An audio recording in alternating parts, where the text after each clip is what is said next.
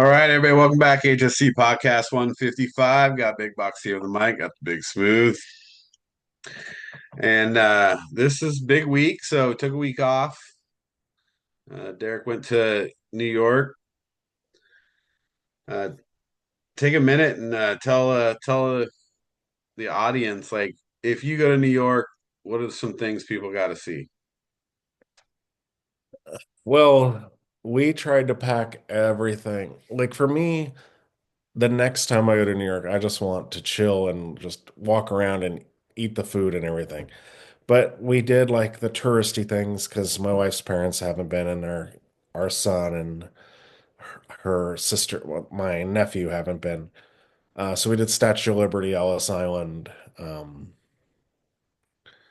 we did went to Central Park, walked around by Times Square, Rockefeller Center, everything like that. I mean, I bet you Rockefeller Center would be really awesome in the winter. It's okay now, but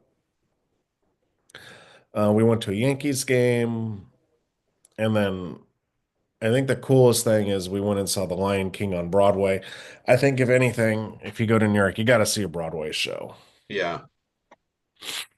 So, So you say, what's the coolest thing is the Broadway show, or as a tourist, what's the most like you got to do? um, gosh, I would say the food, really. Um, Just go down, eat some pizza and some papaya Yes, hot dogs. we got we got three pizzas from Giuliana's in Brooklyn. They're the original owners of Grimaldi's, and they sold Grimaldi's and they opened Giuliana's. That was Sinatra's. He would get pizza sent from New York to Vegas. That's how good it is, Yeah. and it was really good. It was That was a really good pizza, like What very light. what about some of the bigger tourist attractions like Statue of Liberty, things like that? Like, is that worth it? It's worth it once, but God, there's so many people. You have to get on a ferry to get there, and it's jam-packed. Three floors jam-packed. Right. And then you get there for the Statue of Liberty. It's all in the open, so it's just the sun is on you nonstop. It's cool, but yeah, you do it one time, you're good. Because that's kind of the way I felt like go to France and you like everyone wants to see the Louvre, right? And the statue or the Eiffel Tower Eiffel and stuff. Tower, but it's the same way. It's like, man, it's so many people. It's so long of a wait. It's kind of a kills the even the touristy part of it Right. to do that, that long and that so I've been to New York, but I haven't been to those. I just had time to go downtown, which was cool. It was very cool down there, but like I'd still like to see Central Park, things like that. So Yeah, and we Grayson loved the subway. Subway, I mean, I love the subway too because you go in, boom, bang, boom, and you're gone. You don't have to right. worry about. I would never drive in downtown in Manhattan. Oh yeah, it's horrible. Yeah, so I'm good with the subway and walking. Yeah, Subway's great. It has a little European feel, because they have metro everywhere there. Most of the big cities, you got tons of easy way to travel like that, which it's way different than what we're used to, and especially over on the west side of the United States. Yep. And well, yeah, and then being a Knicks fan, I went to Madison Square Garden. Nice, I mean, I went in through the first doors, then they have the team store, went in there, but I didn't, I didn't take a tour or anything, but it is cool. That one's super cool, and you don't realize it. Penn Station is underneath it. So like the subway takes you right to Madison Square Garden. right? That's nice. And it's like the subway takes you right to Yankee Stadium, or the subway takes you to Citi Field for the Mets. That's a nice thing. And it's better than the Max here. Max here sucks compared to the subway. Yeah, because it's not useful, you know. subway in New York's useful. It gets you the places you want to go and Yeah, get you around the city where you would have to take, long taxi rides or, nowadays Ubers and things like that. right.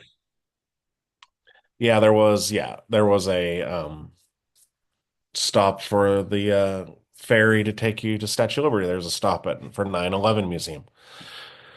For the World Trade Center, there's a stop. Going to takes you to Coney Island if you want. I Right. mean, And did you went to Empire State Building we or just no? looked on the outside.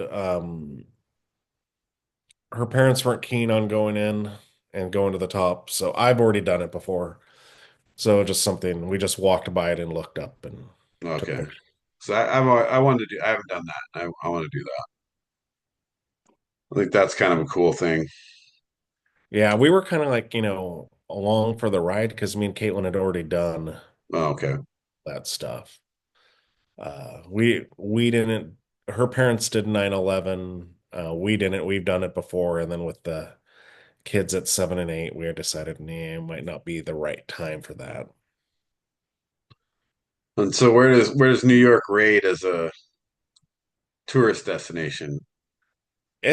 I love New York. I wish I had more time there. And then you'd also have to be like the parameters. Like it's hard to do like it's not really family friendly and it's not relaxing. Right. It's not a relaxing vacation. It's a to do stuff vacation. We've already got Hawaii planned for next year. So, Right. You get to relax a little bit. yeah. It's more go, go, go. Don't take the kids. Husband and wife destination Yeah. I when I, you're I young. love it. I woke up, got Dunkin' Donuts every morning, Yeah. got myself my coffee, and I was ready to go. I was doing 25,000 steps and I was ready to go. Come back here and now I'm like, I don't really want to. It's not the same. Well, I mean, it's cool though. So it's as we travel places, we'll keep updating, talk about them on the podcast. So we had Disney World recently, now New York. We'll keep moving through them as we go. Let's get into this week's podcast, though. So we're going to talk in NBA. We got the finals, we got the draft, quick NFL updates, and then we'll get into our weekly movie reviews. So before we get to the NBA draft, you recap the finals a little bit. Surprise a little bit beforehand that you would have a game 7, but when the series has been played, Indiana, they're playing well. It looked like they could beat OKC in the series. Still goes to game 7. OKC obviously pulls it out. Halliburton, big injury in game 7. Looking at that, did OKC, how good is OKC? Like, are they really that good? Like, what do you I what don't, do you think about them as champs? I think even if Halliburton, I know I'm backtracking now because we said Indiana, but I think even if Halliburton was healthy, OKC still would have won. They had I more momentum going into the Yeah, last well, like you few games. said before, we're like, well, Jalen Williams needs to step up, and well, he did. I mean, we call him out and look what happens. He Yeah, goes for 26, 27, and 40. right. And then we're like, OKC's bench needs to show up, and then you got like Caruso and everyone coming to play. Right. So they were the favorites, and they showed why. I mean, they had the better players, the better team. Yeah, and I think they probably would have swept the series had had their players played that how they were capable, from the beginning. It was closer than it should have been, in my opinion. Yeah, because game one kind of turned over. If they would have just closed out game one, Right. You might have had a sweep. but that gave Indiana the confidence. Right. Right, right. Give them some confidence, like we can play with this team because they'd already had so many good, great comebacks, and now they come back in game 1. You're really boosting their confidence there. But OKC still had the better team. Interesting thing about so I was watching who's that podcast with oh man those I can't remember the guy's name, but they're talking about ACL injuries and how they're up. And one of them they kind of stated about playing 82 games and schedule load, but also like AAU and how much they play before they go. Yeah, because you can't say, oh, they're up because of 80, like they played 82 games forever and played actually 82 games. Right. Now, I mean, now everyone's doing all these load management. They didn't do that back then and they didn't have these injuries. So maybe they're resting too much. That's a possibility too, right? Maybe it's you're not playing regularly enough and you get some rest and you come out and then you You're too stiff. yeah, too stiff. But there is something to say about how much they play, outside of the season, coming up to being into the league, going into college, they're starting at such a young age. And Well, not we've just talked about starting they, playing like you did in high school, like, what we right. played Yeah, I and mean, things like there's that. AAU now in like Right. sixth grade. Right. And you're playing like year round, Yeah. all year, every year, starting at, some of these at age 6, age 8, things like that. So, Well, I have a uh, buddy and his son is doing it. And like, I'm like, right. yeah, it's basketball. That's all it is basketball. All year. Yeah. So that was an interesting topic on their podcast where yeah, there is a load management part of that, but by the time you're even 25 in the NBA, you've been playing for 20 years, 15 years regularly all year, all the time. Well, you know what? And we've talked about this, and this is the greed, and the NFL like doing Wednesday, all these different cut the playoffs back. We don't need plans. We don't need 7 game series in the first round. No, I mean, no, it's all greed. You just want more money, but the product isn't any good. No one wants to see a 7 game series in the first round. right. Well, and no one wants to see like Tatum get hurt. No one wants to see Halliburton get hurt. No one wants to see these guys get hurt and not be able to play the series either, Right. because Lillard. that's the reason you're watching. Right. So that was kind of interesting to me. And again, I think you have a great point where you're talking about yeah, guys played 82 games, like say John Stockton for 19 years played every game all season, but John Stockton, wasn't playing AAU. He wasn't been playing all his life up to that point, right? He just did the standard, high school, college, pro. So I thought that was a interesting point on that, and they had some good data on those injuries though, like the how much those have increased. And maybe you're right. Maybe there is some of that where they're sitting out too much. Yeah, well, I know also it's probably because athletes and stuff now are bigger, stronger than everything, but and they might torque their muscles more because they're doing stuff more vigorously. Yeah, it's a lot more athleticism around the court. Jumping a lot more, running a lot more. So I can see that too. But overall, I'm pretty sure, in my opinion, the series and the season played out how I thought it would be. I actually thought it would be Cleveland and OKC, but either way, I think OKC landed probably where they should have landed. And I have to say, I'm glad I live on the West Coast because games starting at like 9 o'clock at night. I'm like, no, man, Yeah, this sucks. yeah, that's rough for East Coasters, that's for sure. Yeah, I was like going to bed at 10 o'clock and I'm like, oh, the Dodgers are just starting. Yeah, Yeah, I noticed that with baseball games too. It's like, man, they're starting real late. But that's the same thing with, Monday Night Football. Yeah. You think about that, it's an East Coast game. We're seeing it here start at 5:30, 8:30 Monday night. 8:30 Monday Night Football. That's midnight, 12:30 Yeah. On a Monday. on a Monday, right? Even Sunday Night Football starting at 5, 5:15. Gosh, remember when we got screwed at the West Coast because they tape delayed it? Yeah. Like, we're gonna make you start at 7. But the game's halfway over already.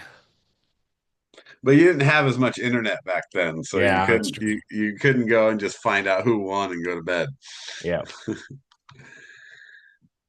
Well, so NBA wraps up. You had the NBA draft today, finish up in the second round. Obviously, no surprise, Cooper Flag goes number one.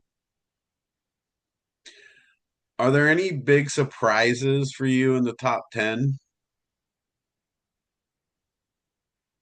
I don't really think so. I think it was pretty much. So you had Cooper Flag goes to the Mavericks, Dylan Harper goes to the Spurs, VJ Edgecombe goes to the 76ers, Con Knuppel goes to Charlotte, Ace Bailey goes to Utah, Trey Johnson to the Wizards, Jeremiah Fears to the Pelicans. The, I've seen a little bit about Igor Demin to Brooklyn. Yeah, that What do that you one was they gave like a huge bad grade for. Yeah, what do you think about that? Yeah, I think the whole Nets organization is ridiculous. They did horrible drafting. They had 5 draft picks, and what I saw was it was like Five. they had 5, and their first 3 picks were all like 25 to 30 range was their Right. picking. Well, they had four in the first round. No, 5. What was their fifth? They traded? Let's see. No, they kept all 5. That's what was crazy. Okay, so they got So they had Igor. Scrolling, scrolling, Danny scrolling. Wolf, Ben Seroff Nolan Traore, from France and Igor Demin. That's only four I see. Drake Powell from UNC. They drafted him 22nd. Yeah. Oh, traded to Brooklyn. So that was an Atlanta pick. No, they traded before the Oh, draft. before the draft. Okay. Yeah, they had 5 draft picks in Right. the first Okay. I round. see that. Yeah. Drake Powell's not a good draft pick. I mean, I'm a UNC guy. That's not, Yeah, what I was looking. So, unfortunately, their last pick was their best. yeah, Traore, they get this one I'm looking at. The draft grades was a C plus, Powell a C minus. I like Um, Danny Wolf. I think Danny Wolf's a solid player. yeah, Danny Wolf is solid. Ben Sharoff a C plus, and they gave Wolf a B. So Yeah, I would say, well, and so the problem with Demon is he's got a big upside, and I think he'll develop, but it's a big you're taking a big chance. This is what's happening with a yeah, top 10 pick. yeah, they And gave that him a D plus. yeah. So Well, it's just it's not like the you have best thing five to draft do. picks and only one B and nothing else higher than a B. Yeah, definitely 3 out of 5. Not a fan of. Like I said, I think I like the Danny Wolf pick, and I think the Demon pick is it's hit or miss, and you don't want to do that when you're with a top 10 pick, right? You don't want to be like, hey, 50-50, this guy might be good. Right. But he could be good. There's a lot of development that can happen in his game. You watched it over the series of the tournament, right? he got better. He played better every game of the tournament, but also his game improved with the passing, the assists, the defense, and so there's a lot of things he did well increment, by increment through the tournament. Yeah. So that's not terrible. And then Colin Murray Boyles goes to Toronto, and I don't know about this Kaman Malach guy from Duke. I mean, at 10, I mean, what was it? Then they traded for Mark Williams also, so they got two big guys. Right, Um, I think for me, the two that did the best were the Spurs, getting Harper and Bryant, right. Yeah, Bryant's a good pick at 14.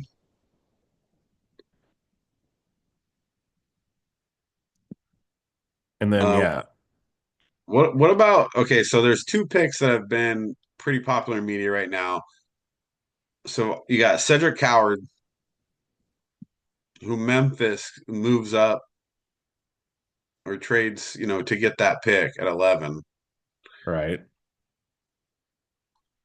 But then also, then the Blazers pick Yang Hansen at 16. yeah, and everyone kind of panned that. I like him. I think we talked about this earlier, but I like Hanson Yang. That's a great pick, I think. If you watch him, we said that earlier, you watch him in some of the draft and the pre-workout games, he dominated. What do you think about the Derek Queen at 13? Well, we like Derek Queen because we've talked about him in the tournament, but what they gave up to move up to that was ridiculous. So the Pelicans, traded with the Hawks. Right. They traded the 23rd pick and an unprotected first next year. Wow. Because that could And be, well, the Hawks will probably be good. no, it's the Pelicans pick. Pelicans aren't going to Or be Pelicans will good. not be good. Right. And it's a choice for the Hawks. They get to choose between the Pelicans and the Bucks. Who knows if the Bucks are going to be any good? We don't know what's going to happen with Giannis. Yeah, it depends on if Giannis stays or not. So they traded back 10 spots and probably got a lottery pick out of it. They may have. Most likely they do have a lottery pick coming. And then they traded back, 10 spots and got Asia Newell, who I would have taken before Derek Queen anyway. Right? Oh, okay. That's interesting. They're comparable. I think Derek Queen has more scoring capability, but I think Newell's probably a better all-around player.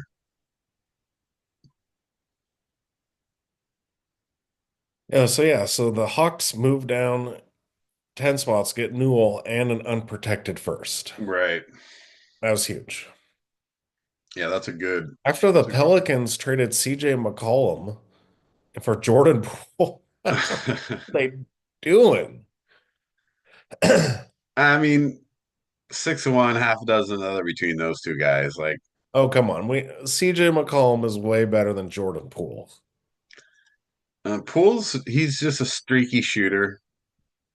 He'll give you 30 in a night. Yeah, or he'll go 1 of 30. Right. You got McCollum's getting up McCollum is there. more He's steady. consistent. Yeah. But he's also getting up there. Yeah. Well, and then your guy. Walter Clayton. Well, I think the Jazz did real well getting Clayton and Bailey. So they got two.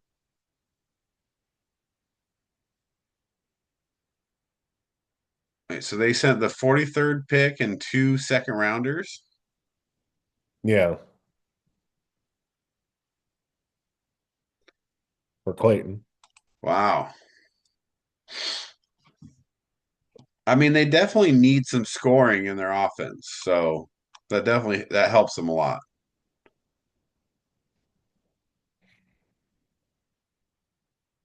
What do you think of Jace Richardson? I actually really like Jace Richardson at 25.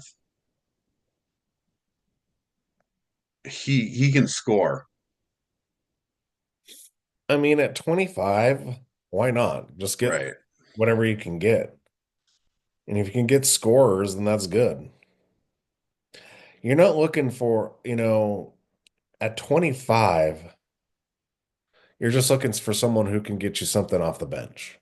Yeah, make a difference at all.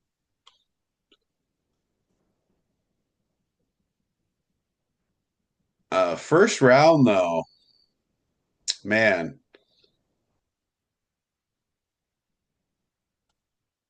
I don't know if it's just me that maybe I'm not as into college basketball as I used to be, but it just doesn't look like a strong first round.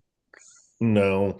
And, for me, it wasn't much because the Knicks had a late second round pick, and that was it. Right. So I had no interest. It didn't matter to me what happened because I knew that they weren't really going to do anything.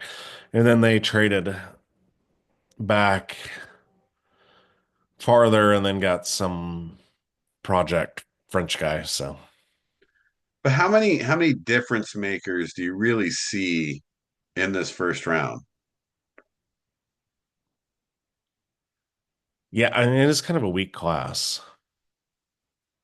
Because, like, we were talking off camera earlier, I'm like, how can you have two top five picks and you don't even make the NCAA tournament? Right. It's like, so how really good is Harper and Bailey? Yeah, if they couldn't even they didn't even make the tournament.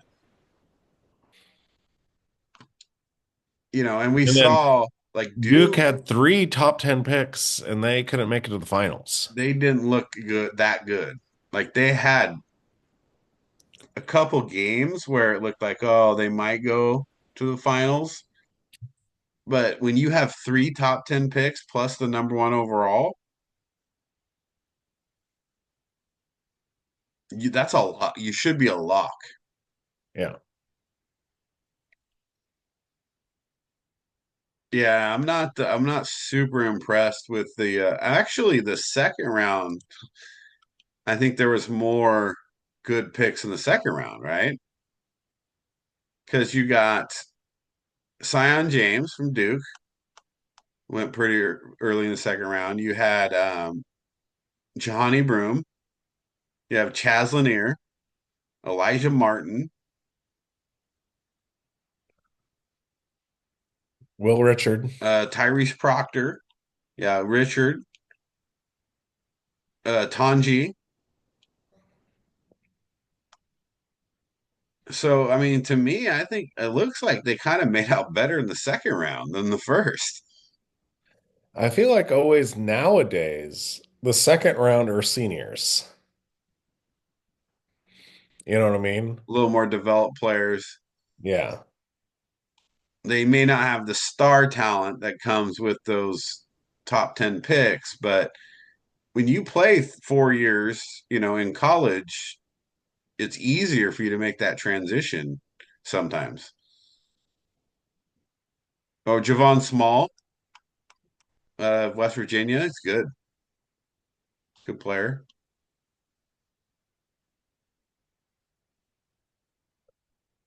So, I mean, I actually kind of like the second round a little bit more in that sense.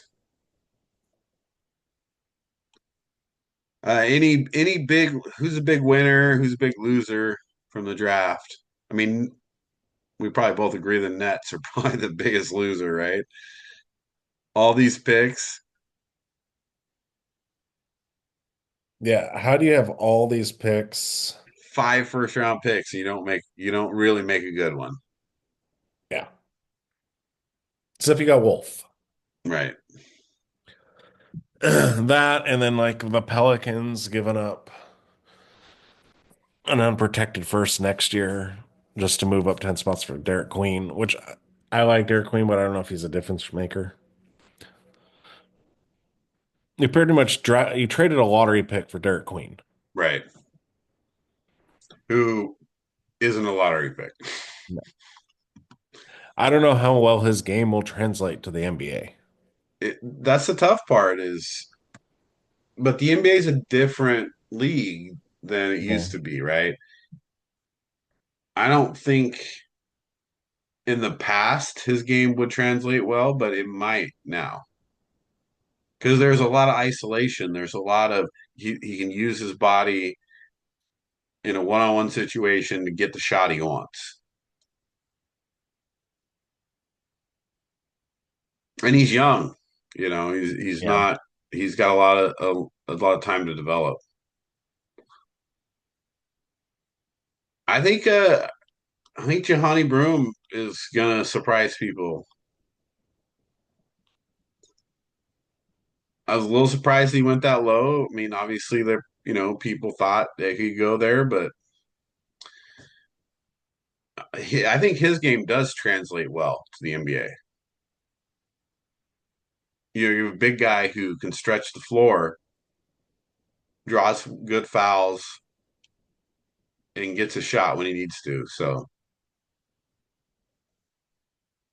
I like I, this is a tough one because I still think it was a stretch, but I do like the Hornets getting Con Nepal at 4. I think that was a reach, but then getting Liam McNeely at 29. right. And then who'd they get in the second round? Oh, they got Kalkbrenner. Creighton. Oh yeah. The all white teams. Yeah, Oh, and that's a they good also got pick. Sion James Right. from Duke. That's a good draft. That's pretty solid. And then of course Blazers, they got the phenom. I mean, I think he's a phenom. I've watched him play, and when you look at what Portland needs, they do need that. Yeah, but they got Donovan Clingan last year. Plus, don't they still have Aiton? Yeah, this guy, I don't know that he's a center. I think this is a power forward because he can play all around the court. That might change over time, but for his first 3 or 4 years, he's going to be a pretty pivot or movable player, right? They'll be able to move him around. Yeah, I'm still freaking out how the Spurs are stacked. I Yeah, well, mean, I mean, we'll see what happens. You got to have some team chemistry. right, but I mean, you getting Harper and Carter Bryant to go with Castle and Wemby and De'Aaron Fox. Well, and what the other guy?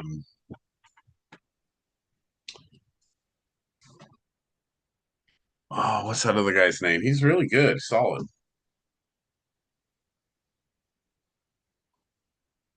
Now I gotta look at his name.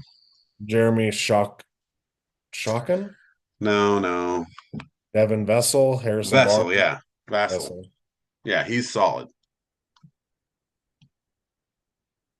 So yeah, they do have a good team. Yeah, Devin Vassell is really good. So we'll And see now how they they. got, well, think about that. They got the ammunition for Giannis. Oh man, I mean, that's the $1 million question, right? Where's Giannis going? I mean, no, think about it. Can you like say if you're the Bucks, do you say no to some first round picks, Castle, Harper, and Vessel for Right. Giannis? Right? Wouldn't you? I mean, if you're the Bucks, you got to say yes to that, right? Yeah, probably. And then you got Wemby and Giannis. And he had Wemby, Giannis, and Fox still. Right. It's going to be an interesting how Giannis plays out. We'll see. He hasn't requested to be traded, so he may not move at all.